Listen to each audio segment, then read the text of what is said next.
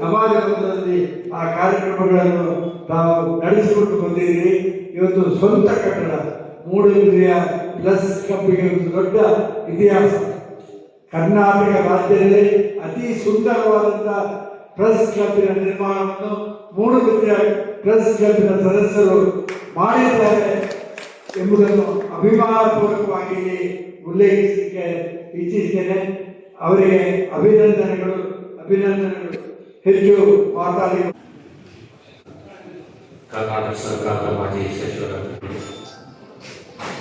ಪತ್ರಿಕಾ ದಿನ ಅಂದರೆ ನಮಗೆ ಲಾಭದ ದಿನನೇ. ಈ ದಿನ ನಾವು ನೆನಪು ಮಾಡಿಕೊಳ್ಳುವಂಥ ಬಹಳ ಮುಖ್ಯವಾದ ದಿನ.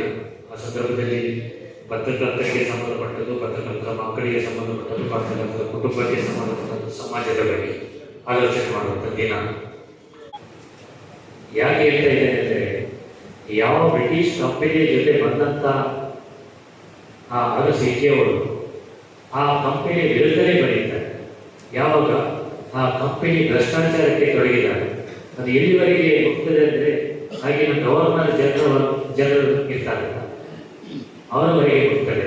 ಬ್ರಿಟಿಷ್ ಕಂಪನಿ ಅದಕ್ಕೆ ತಕ್ಷಣ ಎಚ್ಚೆತ್ತುಕೊಂಡು ಹೀಗೆ ನಾವು ಭಾರತದಲ್ಲಿ ಉಳಿಲಿಕ್ಕೆ ಸಾಧ್ಯ ಇಲ್ಲ, ಈ ಪತ್ರಿಕೆಯನ್ನು ಹೇಗಾದರೂ ಕೊಂಡುಕೊಳ್ಳ ಆಗಬೇಕು ಅಂತ ತೀರ್ಮಾನ ಮಾಡ್ತಾರೆ.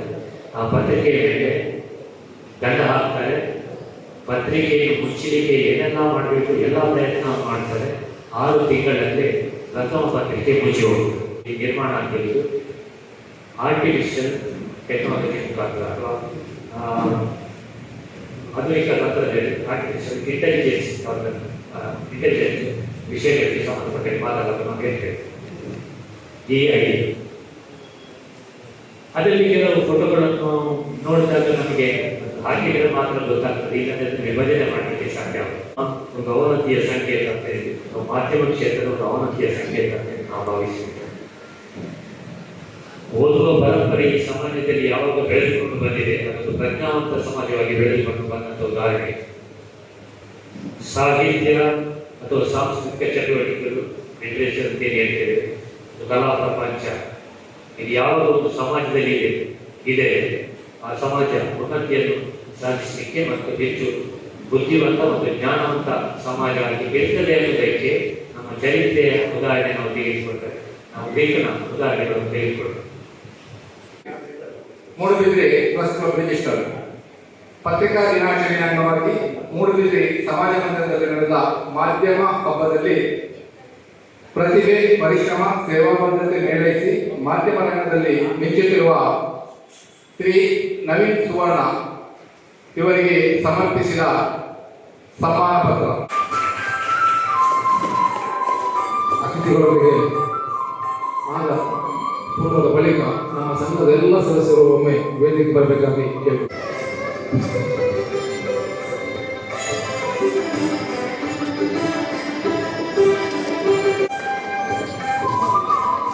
ಸನ್ಮಾನ್ಯ ಆಚಾರ್ಯ ಆಳ್ವಾಸ್ ಕಾಲೇಜಿನ ವಿದ್ಯಾರ್ಥಿಯಾಗಿ ಪುತ್ರ.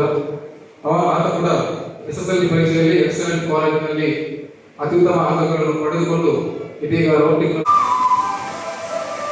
ಅದರಲ್ಲಿಯೂ ಕೂಡ ಮೂಡುಬಿದಿರೆ ತಾಲೂಕಿನ ಪತ್ರಕರ್ತರ ಸಂಘದವರು ಬಹುಶಃ ನಾನು ಹೆಮ್ಮೆಯಲ್ಲಿ ಹೇಳಲಿಕ್ಕೆ ಬಯಸ್ತಿದ್ದೇನೆ. ನಾನು ಮಂಗಳೂರು ಪತ್ರಕರ್ತರ ಸಂಘದ ಒಬ್ಬ ಅಭಿಮಾನಿಯಾಗಿ ನಾನು ಹೇಳಲಿಕ್ಕೆ ಬಯಸ್ತಿದ್ದೇನೆ. ಬಹುಶಃ ಈ ರಾಜ್ಯದಲ್ಲಿ, ಈ ದೇಶದಲ್ಲಿ ಬಹಳಷ್ಟು ಪತ್ರಕರ್ತರ ಸಂಘಗಳಿವೆ, ಬಹಳಷ್ಟು ಜಿಲ್ಲೆಗಳಲ್ಲಿ ಪತ್ರಿಕಾ ಮಾಧ್ಯಮದ ಮಿತ್ರರಿದ್ದಾರೆ.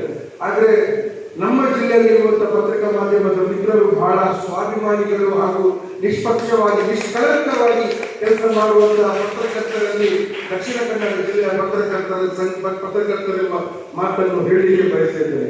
ಬಹುಶಃ ನಮ್ಮ ಜಿಲ್ಲೆಯ ಸರ್ವತೋಮ ಅಭಿವೃದ್ಧಿಗೆ ಬಹಳ ಪ್ರಾಮುಖ್ಯವಾದಂತಹ ಕೆಲಸ ಕಾರ್ಯವನ್ನು ಮಾಡುವಂತಹ ಒಂದು ಸಂಘ ಯಾವುದಾದ್ರಿದ್ರೆ ಅದು ನಮ್ಮ ಪತ್ರಕರ್ತರ ಸಂಘದವರು. ಬಹುಶಃ ಇವತ್ತು ಬೆಳಿಗ್ಗೆ ನಾವು ಮಂಗಳೂರಿನಲ್ಲಿ ಅವರಿಗೆ ಡ್ಯೂಟಿ ಟೈಮ್ ಅಂತ ಇಲ್ಲ. ಯಾವ ರಾತ್ರಿ, ಯಾವ ಹಗಲಾಗಲಿ, ಯಾವ ಸಮಸ್ಯೆ ಆಗಲಿ, ಯಾವ ಕಷ್ಟ ಆಗಲಿ ಅವರವರ ಕರ್ತವ್ಯವನ್ನು ಅವರು ನಿರ್ವಹಿಸಬೇಕು. ಬಹುಶಃ ಇವತ್ತು ಬೆಳಿಗ್ಗೆ ಮಂಗಳೂರು ಪತ್ರಕರ್ತರ ಸಂಘದಲ್ಲಿ ಕೂಡ ಕಾರ್ಯಕ್ರಮ ಇತ್ತು. ಆದರೆ ಇವತ್ತು ಮಂಗಳೂರಿನಲ್ಲಿ ಒಂದು ದುರಂತ ನಡೆದ ಕಾರಣ, ನಾಗೂರಿಯಲ್ಲಿ ನಾನು ಕೂಡ ಜಾಗಕ್ಕೆ ಹೋಗುವಂತ ಸಂದರ್ಭದಲ್ಲಿ ಮುಂಚೆ ಯಾರಾದ್ರೂ ಬಂದಿದ್ರೆ ಅದು ಪತ್ರಿಕಾ ಮಾಧ್ಯಮದ ಮಿತ್ರರೆಂಬ ಮಾತನ್ನು ಹೇಳಿಕೆ ಬಯಸಿದ್ದೇನೆ. ಬಹುಶಃ ಯಾವುದೇ ಘಟನೆ ಆಗಲಿ, ಯಾವುದೇ ದುರಂತ ಆಗಲಿ, ಸರ್ಕಾರವನ್ನು ಹೆಚ್ಚಿಸುವಂತ ಕೆಲಸ ಕಾರ್ಯ ಮಾಡುವಂತಹವರು ಯಾರಾದ್ರೂ ಇದ್ರೆ ಅದು ಪತ್ರಕರ್ತರ ಸಂಘದವರು. ಬಹುಶಃ ಬಹಳಷ್ಟು ಕಡೆಗಳಲ್ಲಿ, ಬಹಳಷ್ಟು ಸಮಸ್ಯೆಗಳಲ್ಲಿ, ಬಹಳಷ್ಟು ಗ್ರಾಮಗಳಲ್ಲಿ ಸಮಸ್ಯೆ ಇದ್ದಂತಹ ಸಂದರ್ಭದಲ್ಲಿ ಸರ್ಕಾರಿ ನೌಕರರಿಗೆ ಹಾಗೂ ಸರ್ಕಾರಕ್ಕೆ ಕಿವಿ ಹಿಂಡುವಂತಹ ಕೆಲಸ ಕಾರ್ಯ ಮಾಡಿ ಆ ಸಮಸ್ಯೆಯನ್ನು ಬಗೆಹರಿಸುವಂತ ಶಕ್ತಿ ಸಾಮರ್ಥ್ಯ ಯಾರಾದ್ರೂ ಇದ್ರೆ ಅದು ಪತ್ರಕರ್ತರಿಂದ ಮಾತ್ರ ಸಾಧ್ಯ ಎಂಬ ಮಾತನ್ನು ಹೇಳಿಕೆ ಬಯಸಿದ್ದೇನೆ. ಬಹುಶಃ ಬಹಳಷ್ಟು ಸವಾಲುಗಳಿವೆ. ಬಹಳಷ್ಟು ಸವಾಲುಗಳನ್ನು ಎದುರಿಸುತ್ತಾ ಅವರು ನಮಗೆ ಪ್ರತಿ ದಿವಸ ಕೂಡ ಈ ಜಿಲ್ಲೆಯಲ್ಲಿ, ಈ ರಾಜ್ಯದಲ್ಲಿ, ರಾಷ್ಟ್ರದಲ್ಲಿ ಆಗುವಂತ ಆಗು ಹೋಗುಗಳ ವಿಚಾರವನ್ನು ಜನರಿಗೆ ಮುಟ್ಟಿಸುವಂತ ಕೆಲಸ ಕಾರ್ಯ ಮಾಡ್ತಾ ಇದ್ದಾರೆ. ಬಹುಶಃ ನೀಗಿನ ನೀಗಿನ ಜೋಗಿಯಿಂದ ಸಹಾಯ ಆವರಿಸಿದ ಖಂಡಿತವಾಗಿ ನಿಲ್ಲುವಂತೆಗೆ ಉಲ್ಲಾಸ ಪಾತ್ರ ಒಂದು ವಿದ್ಯಾನಿಧಿ ಆದಿಪಾಡಿ, ವಿಮೆ ಆದಿಪಾಡಿ, ಬಹು ಸೇವೆಗಳ ನಿರ್ದಾಕ್ಷಿಣ್ಯವಾದ ಈ ಅದ್ಭುತ ಕಾರ್ಯಕ್ರಮ ಯಶಸ್ವಿ And also